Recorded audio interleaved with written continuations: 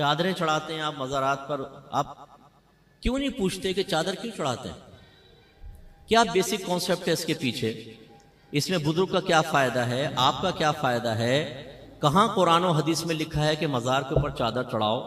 ہم نے اس کو ایک ایسی رسم بنا لیا ہے کہ عرس چادر چڑھانے کے بغیر پورا ہی نہیں ہوگا۔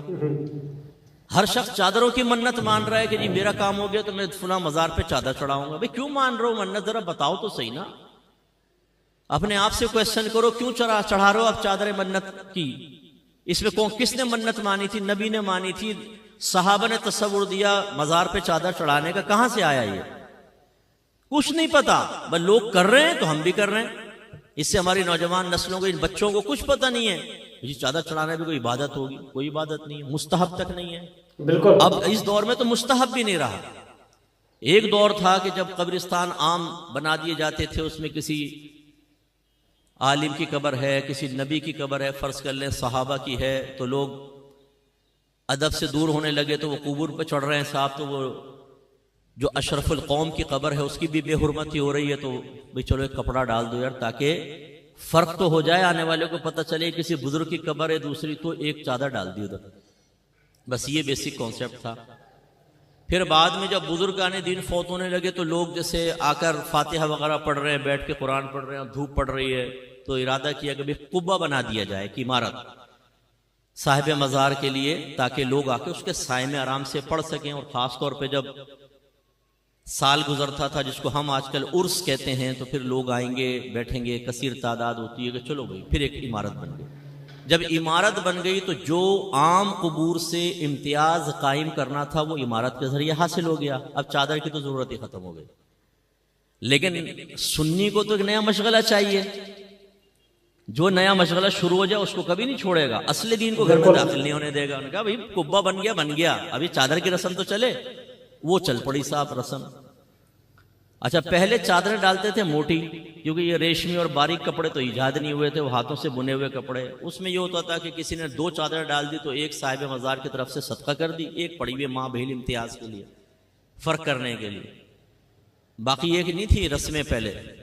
اب صورتحال یہ جو مزار پہ چادر ڈلتی ہے ذرا دیکھ لیں آپ، ایک تو پہلے اس میں پورا لکھا ہوتا ہے کلمہ پاک یا آیت الکرسی کہ آپ اسے کسی اور کام میں استعمال ہی نہیں کر سکتے، اور یا پھر اتنی باریک ریشم کی چادر ہوتی ہے جیسے داتا صاحب کے مزار پہ اکثر آپ دیکھیں گے کہ اس کو آپ وہ کسی کام نہیں آ سکتی، وہ لباس بھی نہیں بن سکتا، اس کو یوں دیکھیں گے نا اس میں نظر آئے گا آر پار، اتنی وہ باریک سی ہوتی ہے۔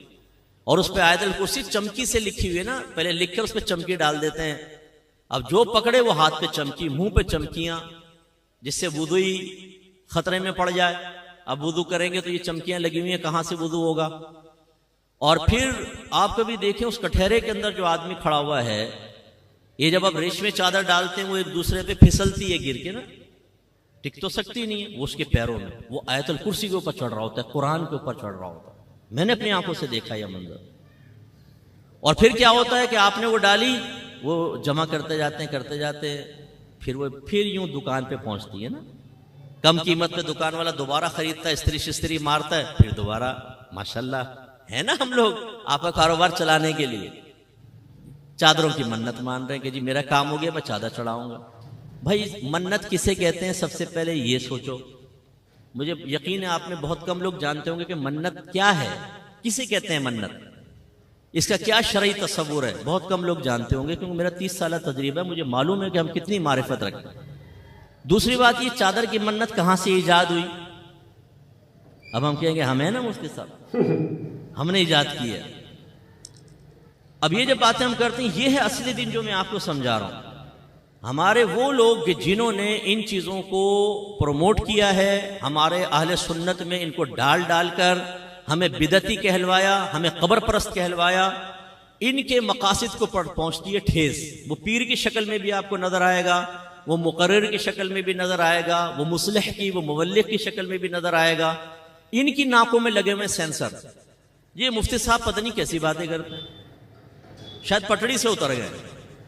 تو میں بولتا ہوں تمہاری چڑھی ہوئی ٹرین ادھر آؤ تو میں دیکھتا ہوں کہ تم پٹڑی پہ چڑھے ہوئے یا میں پٹڑی پہ چڑھا ہوا ہوں۔ آئیں قرآن و حدیث کے اوپر پیش کرتے ہیں نا چیز کو، نہ آپ کی نہ میری۔ میرے آقا نعمت امام اہل سنت مجدد دین و ملت پروان شمع رسالت عظیم البرکت عظیم المرتبت شاہ احمد رضا خان رحمت الرحمان فرماتے ہیں کہ اگر بزرگوں کی طرف منسوب کوئی چیز ہمارے سامنے پیش کی جائے گی ہم اسے سب سے پہلے قرآن و حدیث پر پیش کریں گے، بے شک بے شک، اگر اس کے مطابق ہوگی تو قبول کریں گے، اگر اس کے خلاف ہوگی تو ہم یہ کہیں گے کہ یہ ہمارے بزرگوں نے نہیں کیا بلکہ نفس پرستوں نے یہ کام کر کے ہمارے بزرگوں کی طرف منسوب کر دیا۔ بے شک، کیا بات ہے، میں تو نہیں کہہ رہا ہوں، پڑھیں ذرا فتاوی رضویہ۔ اچھا یہ بھی ایک میرا درد ہے بہت بڑا جی، کنز الایمان پڑھیں، بہترین ترجمہ قرآن ہے، بہترین ترجمہ قرآن۔ اس سے کان میں پوچھو تو نے پڑھا کبھی کنز الایمان پورا؟ نہیں، آج تک نہیں پڑھا ہوگا، آج تک نہیں پڑھا ہوگا۔ خود کنز الایمان پڑھا نہیں ہے جی، پڑھے، بہترین ترجمہ قرآن ہے، واقعی وہ بہترین ہے، لیکن پڑھو تو صحیح بھائی۔ بے شک، اعلی حضرت قاطع بدعت تھے، بدعت کا قلع کما کر دیا۔ کہاں کیا ہے؟ آپ کو کیسے پتا چلا؟ آپ کہیں گے جی فتاوی رضویہ پڑھیں۔ اچھا تم نے پڑھا ہے؟ آپ میں سے بہت سے ایسے ہوں گے جنہوں نے آج تک فتاوی رضویہ کو ہاتھ میں لے کر نہیں دیکھا ہوگا، شکل ہی نہیں دیکھی ہوگی فتاوی رضویہ کی کہ کچھ ہے یہ بھی۔ یعنی ہم لوگ بالکل بس وہ رسم کے پیچھے لگے ہوئے ہیں، ہمارے اکابرین نے جو باتیں بیان کی اس کو فراموش کر چکے ہیں۔